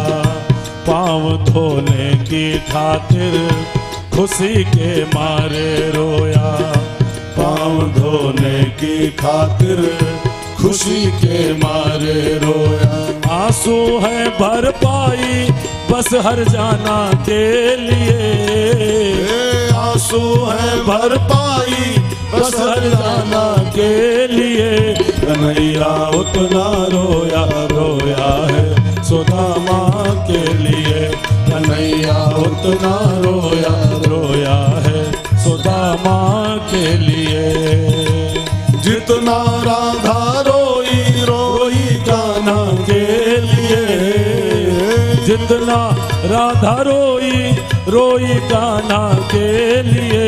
कन्हैया उतना रोया रोया है सुदामा के लिए, कन्हैया उतना रोया रोया है सुदामा के लिए। उसके आने से रोया उसके जाने से रोया, उसके आने से रोया उसके जाने से रोया। हो के गद गद चावल के दान दाने पे रोया, हो के गद गद चावल के दान दाने पे रोया। बनवारी वो रोया बस याराना के लिए, बनवारी वो रोया बस याराना के लिए। कन्हैया उतना रोया रोया है सुदामा के लिए, कन्हैया उतना रोया रोया है सुदामा के लिए। जितना राधा रोई रोई कान्हा के लिए, जितना राधा रोई रोई कान्हा के लिए। कन्हैया उतना रोया रोया है सुदामा के लिए, कन्हैया उतना रोया रोया है सुदामा के लिए। कन्हैया उतना रोया रोया है सुदामा के लिए। इतना रोया ठाकुर की लिखा है, पानी परात को हाथ छुयो नहीं, नैनन के जलसों पग धोए। फिर बढ़िया भोजन कराया पंडित जी को और अपने बेडरूम में ठाकुर जी लाया, उनको विश्राम कराया। पंडित जी सो, आपके मैं पांव दबाता हूं। अब भगवान बैठे पांव दबा रहे हैं पंडित जी के, पंडित लेटे हुए हैं। इसी बीच कुछ पुरानी बातें होनी शुरू हुई। दो दोस्त मिलते हैं तो यही सब होता है, या और कहो गोलू सब ठीक ठाक है, विवाह हुआ भवा कि नहीं भवा, यही सब बातें शुरू हुई। तो भगवान ने पूछा पंडित जी शादी वादी हुई कि नहीं हुई? कहा शादी मत पूछो यार कन्हैया, तेरी जो भाभी है ना, अंगूरी भाभी, सॉरी, तेरी जो भाभी है ना कन्हैया, उसका नाम जैसा है वैसी है सुशीला। तुझको तो इतना मानती है, इतना मानती है कि दिन भर में कम से कम 50 बार तेरे नाम की माला जपती है, मेरा देवर कन्हैया, मेरा देवर कन्हैया। अब सच कहूं ना, सुशीला मेरे जीवन में ना होती ना तो मैं वहीं सड़ के मर जाता, तेरे पास कभी ना आता। और सुशीला ने भेजा है मुझको कि जाओ मेरे देवर से मुलाकात करो। तो भगवान ने कहा भेजा है तो कुछ भेंट भी भेजा होगा, इतना मानती है अपने देवर जी को तो कुछ भेंट दिया होगा। और लगता है भाभी ने कुछ दिया है पंडित जी आपको, लेकिन तुम पुराने चोर हो, चना चुराए थे पहले गुरु माता वाले, तुम भाभी की भेंट भी चुरा रहे हो। मैं देख रहा हूं जब से तुम आए हो तब से कुछ बगलिया रहे हो, कुछ बगल में छिपाए रहे हो। भाभी ने कुछ दिया है लेकिन तुम चुरकट हो पहले के। हाँ? और भगवान ने झपट के पंडित जी की बगल से वो चावलों की पोटली छीन ली और छीन के उसको खोला। खोलते ही भगवान ने देखा उसमें चावलों के दाने थे, और वो दाने जो चावलों के थे वो रोए, और रो के भगवान से बोले ठाकुर द्वारकानाथ, इसको खाली चावल मत मानना, ये केवल चावल नहीं है, ये तुम्हारी भाभी का प्यार है, वो बेचारी बड़े प्यार से भेजी है, इसको चावल मान के नहीं ले पाओगे आप, इसको अपने भाभी का प्यार मान के कबूल कर लो। और भगवान ने एक मुट्ठी चावल उसमें से भरा, उसको खाया, और खाते ही 1 लोक का वैभव पंडित जी के घर RTGS कर दिया। कैश नहीं दिया, नगद नहीं। एक बैंक में सिस्टम होता ना RTGS, खाते से खाते पहुंचा देना, नगद नहीं देना। और दूसरी मुट्ठी खा के भगवान ने 2 लोक का वैभव RTGS भेज दिया पंडित जी के घर, नगद नहीं दिया कुछ भी। भगवान की यही तो दातव्य कला है यार, जाहिर नहीं किया मैंने क्या दिया है, 2 लोक का ऐश्वर्य भेज दिया। पंडित जी तो को लगा कि बेचारा चावल खा रहा है, ठीक है, और वहां सब ट्रांसफर हो रहा मामला, सोने की नगरी, हाथी घोड़ा सब वहां सप्लाई चल रही लगातार। तीसरी मुट्ठी भगवान ने भरी फिर, और उसको ज्यों खाने दौड़े चले। रुक्मिणी मैया भागी भागी आई, भगवान की कलाई पकड़ी, ठाकुर प्लीज इसको मत खाना, इसको खा के तो हम लोग तो रोड पे आ जाएंगे। 2 मुट्ठी खा के आपने इसको 2 लोग तो दे दिए, अब तीसरा बचा है अपना खाली लोग, उसको भी खा लोगे तो हम लोग तो सड़क छाप हो जाएंगे। प्रभु इतना बहुत इसके लिए, इतना संभाल नहीं पाएगा। रानियां वो मुट्ठी चावल छीले गई। पंडित जी ने कहा ये कौन थी? कहा अरे यार ये हमारी सब पत्नियां थी। कहा कई पत्नियां हैं? कहा कई पूछ रहे हो? तो पंडित जी ने कहा यार मिलाए नहीं हिक्को से, वो तो चावल छील ले गई, भाग गई, और परिचय नहीं कराया कि पंडित जी कोई थोड़ा इंट्रोडक्शन होना चाहिए। तो बैठो बुलाते हैं फिर से। पंडित जी बैठे, भगवान ने आवाज दी मैडम, मैडमो, मैडम नहीं मैडमो, आओ पंडित जी को प्रणाम करो। अब मैडम रुक्मिणी पहले आई, पंडित जी पाए लगी। कही कौन है? पंडित जी बोले कौन है? कन्हैया है। कहिए प्रणाम कर रही है तो मैडम है, बस प्रणाम कर रही है तो आशीर्वाद दो, मैडम है। खुश रहो, जीती रहो, सौभाग्यवती भव, पुत्रवती भव। वो चली गई। नेक्स्ट दूसरी आई, पंडित जी पाए लगी। कही कौन है? कही मैडम है, प्रणाम मैडम, मैडम नंबर 2। सौभाग्यवती भव, पुत्रवती भव। वो गई तीसरी, पंडित जी प्रणाम प्रणाम। कही कौन है? कन्हैया। मैडम नंबर 3, फिर चौथी, फिर 5वीं, फिर 6ठी, फिर 7वीं। तो पंडित ने कहा कई की हो भैया? कई ब्याह की हो? कई लाइन लगी है गोला से बढ़ाल तक, रात भर पांव छुएंगी तो तुम आज मरे हो पंडित जी, तुम मुलाकात नहीं कर रहे हो, तुम मुक्कालात कर रहे हो। हा? तो पंडित ने कहा इतनी शादी किए हो, कहूं कार्ड नहीं दिए हमको यार, शादी इतनी की हो, न्योता को नहीं भेजे अपने मित्र के पास। तो भगवान ने कहा न्योता को नंबर ही ना हुआ, ब्याह तो बहुत भे, लेकिन ब्याह सब उल्टा पुल्टा बना, पटका पटकी वाले भे, मार के झपट के छीन के भगाए के, ये सब शादी हुई। लीगल कार्ड वाली शादी कौन भाई है? भाई तो बहुत सी, लेकिन सब इलीगल भाई, इलीगल। पटका पटकी में शादी भाई, मारा मोरी में तो वहां कौन कार्ड छपा हुआ है? तो कार्ड का नंबर ही नहीं आवा तो कैसे भेजें? तो कार्ड छपे न किए। खैर पंडित जी अब ये सब छोड़ो, अब ये सब लाइन लगाए खड़ी है, क्या होगा? तू तो मर जाओगे। तो कहा ऐसा करो, सबके बदले तुम 5 छू लो हमरे, और सबके हिस्से का आशीर्वाद तुमको दे दें और तुम जाकर अपना बांटो जाए, हमको सौवे दो, हमको थके है ना। कहा तो भगवान ने पंडित जी के पांव छुए और पंडित जी ने सबके हिस्से का आशीर्वाद थोक में, खूब जियो, दुधन दहाओ, पुतन फरो, ले और जा बांटो जाए, हमको सोए दो महाराज। पंडित जी सो गए, सवेरे उठे, स्नान किया, पूजा किया, अपनी धोती पहनी, नाश्ता वास्ता हो गया।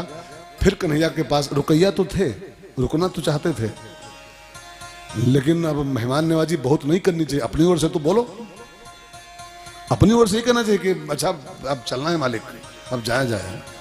अब वो कोई प्रेस करे तो रुक जाओ, लेकिन अपनी ओर से धर्म होता है मेहमान का कि एक रात रुक के नेक्स्ट डे बोले हो कि हमको जाना है, आज जाना है। अब कोई रोके तो चल दे, रुक जाए, ठीक है, कल नहीं, कहीं तो बोलते ही नहीं। फिर उठे कुल्ला उल्ला किन, फिर चाय पी के, अब फिर घर वाले पूछियो है कि कब जाइयो, फिर खा के फिर पौड़ रहे हैं, फिर कमर में घुस गए, फिर सांझ उठे, फिर चाय पी के, फिर रात फिर खा फिर पौड़ रहे हैं, फिर सवेरे कुल्ला करें तो उनको लग रहा है शायद आज जाए हैं, फिर खा फिर पौड़ रहे हैं दोपहर में। मेहमानों का धर्म होता है कि जिसके यहाँ जाओ एक रात रुक के फिर नेक्स्ट डे अपनी बैग संभालो एक बार कि हमको आज जाना है। बहुत रुके कोई तो फिर रुक जाओ एक दिन और, लेकिन 2-3 दिन के ऊपर मेहमान नवाजी पाप होती है यार, पूरा घर अस्त व्यस्त हो जाता है उसका। देखिए एक नॉर्मल जीवन अलग होता है, अगर सब्जी नहीं है तो नमक ही खा लेगा आदमी, ना नहीं दाल है तो चलो लोन खा के सो जाएगा, लेकिन मेहमान आता है तो पूरा घर हिल जाता है, फिर दाल लाना पड़ेगा आपको, फिर सब्जी आपको लानी पड़ेगी, फिर देसी घी आपको ढूंढना पड़ेगा, पूरी आपकी व्यवस्था से बिगड़ जाती है घर की। इसलिए मेहमानों को थोड़ा कर्म करना चाहिए, थोड़ा रहम करना चाहिए। एक दिन 2 दिन के ऊपर रुकना मना है मेहमान नवाजी में, हा? मना है। पूरे घर की नाश क्यों पड़ रहे हो? पंडित जी ने कहा अच्छा कन्हैया चलूं, तो भगवान भी रोके नहीं, उनका मन रोकने का था लेकिन रोके नहीं जानबूझ करके, क्योंकि भगवान को पता था मैंने इसके यहाँ भेद तो सब कुछ दिया है, मालामाल हो गई वहां भौजाई, लेकिन हमारी भाभी संकल्प किए बैठी है जब तक हमारे पंडित जी वापस घर नहीं आएंगे मैं एक कौर अन्न का और एक घूंट जल का ग्रहण नहीं करूंगी, मर जाऊं भले। तो ये तो यहाँ माल काटेंगे, 56 भोग खाएंगे पंडित जी, वहां भौजी हमारी कष्ट भोगेंगी, इससे बढ़िया जाओ। और भगवान द्वारे पर तक छोड़ने आए और सूखे 5 छू लिया। अच्छा पंडित जी 5 छू, ये रास्ता गया, जाओ। आज सूखे प्रणाम किया कन्हैया ने तो पंडित जी को लगा यार खातिरदारी तो खूब की, खिलाया पिलाया तो खूब बढ़िया बढ़िया, लेकिन सूखे प्रणाम कर रहा है। और पंडित जी का एक स्वभाव होता है, पंडितों का खासकर स्वभाव होता है कि पंडित जी का कत्तो खवाओ देसी घी की पूड़ी और कितना बड़ी धोती कुर्ता दो, लेकिन अगर 100 का नोट न दो एक, तो पंडित जी लगता है मर गए। ये पंडितों की अपनी कमजोरी होती है, कितना बढ़िया खिलाओ पिलाओ, लेकिन जब तक कैश न पावे लगता है मर गए। वकील साहब ठीक समझ रहे हो?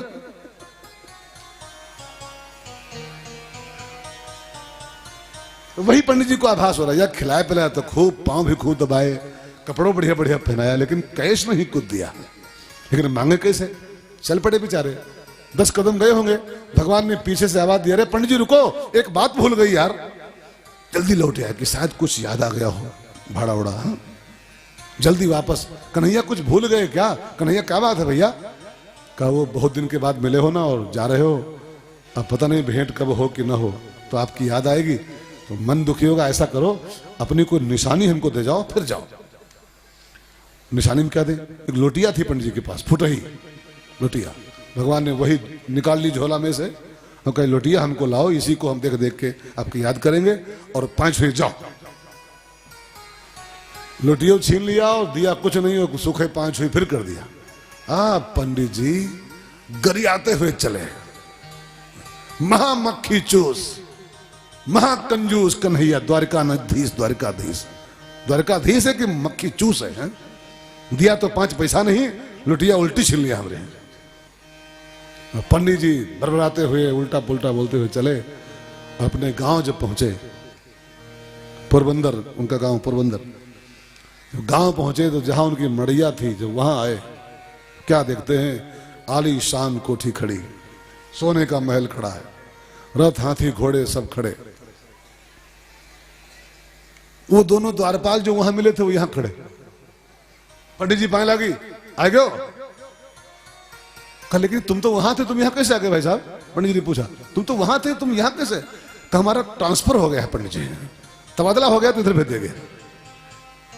आप पंडित जी चकित की, हमारी मड़ैया कौन ले गया? ये कोठी किसकी बन गई यहां पर? मन ही मन पछता है कि अच्छी द्वारकापुरी हम गए, मिला तो 5 पैसों नहीं, थोड़ी छाही थी वो भी गई। अब द्वारे खड़े पंडित जी पश्चाताप कर रहे थे, तब तक सुशीला मैया की निगाह, छत पर खड़ी थी, राह देख रही थी, निगाह पड़ी, देखा पंडित जी खड़े हैं द्वारे पर, घबराए घबराए से, पछताए पछताए से। तो सोने की थाली में आरती लेके पंडितानी सुशीला आई, पंडित जी स्वागत आपका, अब ये सब जो आप देख रहे हो चकित होकर के। कही ये है किसका? मैं वही तो सोच रहा हूं, ये किसकी कोठी है? अपनी मड़ैया कहाँ है? ये कोठी किसकी बन गई यहां पर? 2 दिन हम चले गए, मड़ैया कौन ले गए हमारी? कहा नहीं घबराओ नहीं, ये कोठी अपनी ही है। कहा अपनी है? मड़ैया कौन हटा के? और कोठी जल्दी बन कैसे गई इतनी जल्दी? न्यू भराओ तो लगता है हफ्ता 15 पूछे बाबा से, न्यू भराओ माटी भराओ तो लगते हैं महीनन। 2 दिन खाली गए, कोठी किसकी बन गई है सोने की? कहा स्वामी हम लोग सोए थे तो मड़ैया में ही सोए थे, रात को जब सोए थे तब मड़ैया ऊपर थी, झोपड़ी ही थी। जब आंख खुली 4 बजे तो कोठी में खुली। अब ये कौन बना गया, झोपड़ी कौन हटा ले गया, और कोठी किसकी बन गई, ये तुम जानो और आपका द्वारकानाथ जाने। हम तो बस झोपड़ी में सोए थे और हवेली में जागे, कोठी में। एक तुम्हारे घनश्याम की कृपा है सब। हाँ, पंडित जी की आंखों से मोटे मोटे आंसू बरसे। कन्हैया तुझको मैंने 2500 गाली रास्ते में, शिशुपाल तुझको 100 गाली दिया था, और मैं तुझको कम से कम 400-500 गाली दिया रास्ते भर में, लेकिन तूने तो इतना दिया है मालिक, इतना दिया है कि मेरी झोली छोटी पड़ गई रे, मेरी झोली ही छोटी पड़ गई ठाकुर, इतना मैं कहां संभाल पाऊंगा?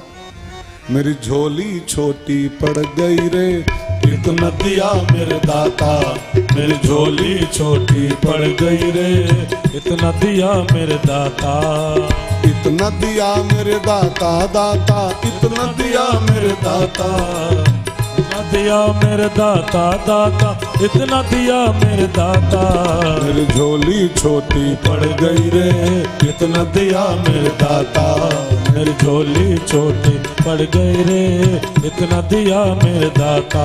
सुदामा जी ने कहा ठाकुर ये तो तूने दिया है, अब आज मैं अपना व्रत भंग करने जा रहा हूं, अब एक हमको मांग है हमारी, वो जरूर दो। सुदामा जी आज पहली बार याचक बने, पहली बार ये सब पाने के बाद। कहा ठाकुर अब एक हमको वरदान चाहिए आपसे। क्या? कि ये सब पाने के बाद भी, ये सोना चांदी पाने के बाद भी मेरी बुद्धि भ्रष्ट न हो जाए, ऐसी कृपा करना। नहीं तो सुख पाने के बाद इंसान तेरा भजन भूल जाता है, और मैं चाहता हूं कि ये माल पाने के बाद भी मेरे हाथों में माला चलती रहे। अधिकतर जहां माल आता है ना हाथ में, माला छूट जाते हैं, भजन छूट जाता है। सुख में करे न कोय, दुख में सुमरन सब करें।